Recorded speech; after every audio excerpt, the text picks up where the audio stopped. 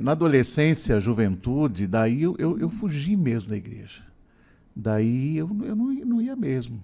Curtia com os meus amigos, mas chegou um tempo em que nem essa curtição estava me satisfazendo mais. Aí eu fiquei muito recluso, fiquei muito em casa. Né? Um processo, talvez até hoje eu posso falar que é um processo até de depressão. Uhum.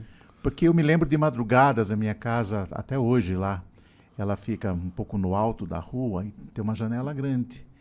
Então eu colocava uma almofada na janela e ficava ali a madrugada olhando as pessoas subirem, descerem a rua, e fiquei muito tempo assim.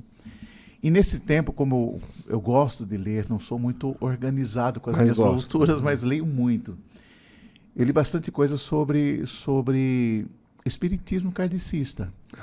O Evangelho segundo Allan Kardec, Livro dos Espíritos e outros. Aí um dia, a minha irmã, que é minha madrinha, ela chega e ela foi ao grupo de oração. Ela chegou em casa porque ela já estava morando em casa, meu pai já tinha outra esposa, estava morando lá, morava lá com eles. Ela chegou e disse assim, olha, eu fui no grupo de oração e lá está acontecendo muitas coisas, assim, entre as coisas, ela disse, está acontecendo um repouso no espírito. Falei, mas madrinha, o que é repouso no espírito? Ela não soube explicar, daí ela disse assim, não, eles rezam, as pessoas caem. Ela disse assim. Daí eu, muito envolvido com essas leituras, eu disse assim, madrinha, eu vou lá, porque o que está acontecendo lá são espíritos que estão baixando na igreja. Eu fui lá ver os espíritos, irmão. Eu fui lá para isso. Eu fui no grupo de oração de curioso. Eu fui para ver os espíritos, eu vi. Viu o espírito. Viu o espírito. Assim, eu voltei, a primeira experiência que eu tive do grupo de oração, não aconteceu nada de extraordinário, assim, de ver algumas coisas, de repouso no espírito. Mas aquela felicidade me incomodou. Eu voltei com o incômodo da felicidade daquelas pessoas para minha casa. Porque é uma felicidade que fazia muito tempo que eu não sentia. Porque a felicidade da rua, a felicidade dos amigos, que são amigos que eu tenho até hoje, Guto. Olha só. Amigos que foram preservados no tempo em que eu me encontro, que eu amo e que eu trago comigo, faz parte da minha história, não posso jogar fora, sabe? Tivemos caminhos diversos, mas são meus amigos e os amo muito. Mas aquela amizade e aquela vida já não era felicidade mais aquilo. Mas eu fiquei incomodado com a felicidade do grupo de oração, com a felicidade que só o Espírito Santo pode dar. E esse incômodo fez com que na semana seguinte eu voltasse, tímido, lá atrás, porque as pessoas me conheciam.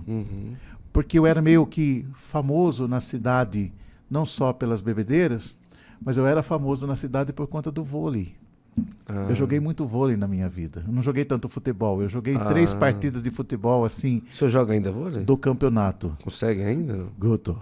Você faz essa pergunta aí, Guto. Mas só para brincar um pouquinho, né? Não dá, Guto. Vamos marcar um dia lá em São Miguel. Eu gosto de vôlei também. É mesmo? Gosto mesmo. Em Angatuba, toda segunda-feira tem uma molecada jogando lá. Vou levar vocês lá. Não, mas com a molecada a gente perde. Tem que ser do nosso naipe físico. Mas não precisa ser aquele vôlei adaptado à terceira idade que joga a bola pro... Não. Não, aí também já é demais, né? Imagine nós jogando uma bola pro outro. que chama câmbio, né? Lá no Nordeste chama câmbio, em outros lugares tem outros nomes também. Mas vamos marcar um dia, quem sabe, né? Eu joguei, cara, assim, porque eu era o levantador, era o capitão do time. Olha que maravilha. Já ficava na frente. E aí o pessoal conhecia, né? E o pessoal conhecia bastante. E eu sabia que as pessoas me conheciam, então eu ficava lá escondidinho. Eu não sei quantas vezes eu fui ao grupo de oração assim. Até que um dia, a mãe de um grande amigo meu, do Doni, Dona Luísa, já falecida, ela chegou e me fez o convite. Sirlei, você não queria participar de uma experiência de oração? Eu falei, Dona Luísa do céu, eu não sei nem o que é isso. Ela falou, não, é um encontro, você vai lá no final de semana, tem oração, tem música. É um grupo de oração no final de semana. Você era como um seminário de vida, não? Era diferente. Antes era assim, era experiência de oração, depois tinha aprofundamento e aí tinha os seminários de vida. Tá, entendi. Era isso. A experiência de oração Era para aqueles que participavam do grupo de oração, mas ainda não estavam ligados ao movimento, ao grupo. Entendi. Fui lá. Lá Deus pegou, né? Lá já era. Lá já era. Porque a maneira como as pessoas falaram, aquelas palavras e tudo mais, mexeu muito comigo. Eu saí outro Sirlei da experiência de oração que eu fiz. Eu não sei o que Deus fez dentro da minha alma, não sei o que Deus fez dentro do meu coração. Eu não sei hoje nem qual palavra, porque às vezes eu vejo testemunho, a pessoa falou, não, falou tal palavra, é tal música, mas para mim é o contexto, é tudo o que aconteceu. Verdade. Naquela experiência de oração que transformaram a minha vida. Não sem dificuldade depois, porque isso é com todo mundo. Mas eu voltei querendo diferente, querendo Deus, um Deus que eu não conhecia, um Deus que me conhecia, mas um Deus que eu não conhecia, para viver aquela felicidade que eu não encontrei nos livros que eu lia, que eu não encontrei com os amigos. Eu ia perguntar, os livros em algum momento atrapalhou essa mudança? Totalmente.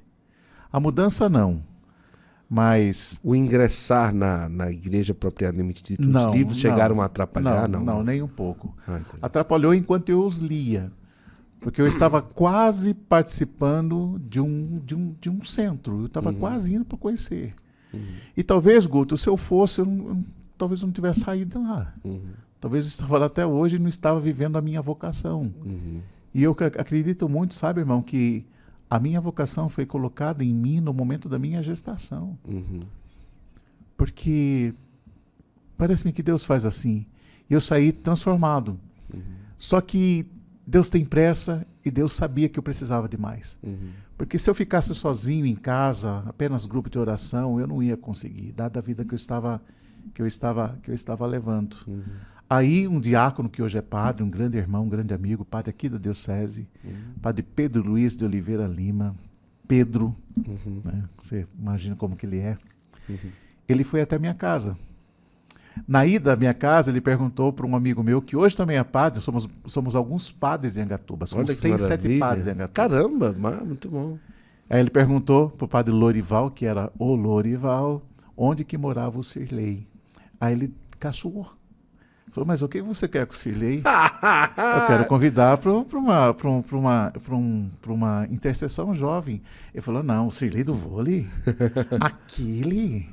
Aquele que você vai convidar? Ele falou, não, é aquele, fez experiência de oração. E ele foi para minha casa, ele me convidou para uma experiência de oração. Aí, Guto, foi maravilhoso tudo. Porque era uma experiência de oração de jovens. Nós começamos a intercessão jovem no domingo depois da missa, na matriz, lá da minha cidade, Divino Espírito Santo. Nós tínhamos hora para começar. Nós não tínhamos hora para terminar, de tão bom que era. Tocava violão. Aí eu aprendi as músicas do Louvemos, né, aquelas músicas do Louvemos, para tocar ali. E a partir da intercessão jovem que todas as coisas foram acontecendo na minha vida de igreja. Porque assim, um dia o padre chegou, o grupo de oração lá é toda quinta, até hoje, toda quinta-feira.